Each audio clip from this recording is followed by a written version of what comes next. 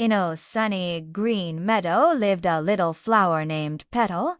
But Petal had a funny little problem. Whenever a tickly breeze blew by, or a fuzzy bee buzzed too close, her nose would start to twitch and her petals would start to wiggle.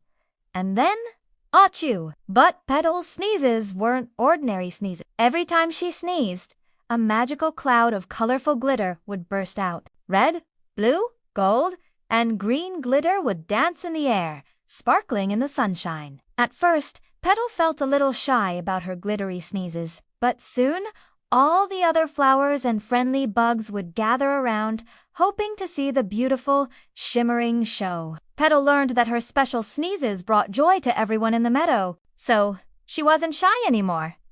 Achoo! What a beautiful day! Thanks for listening. See you next time.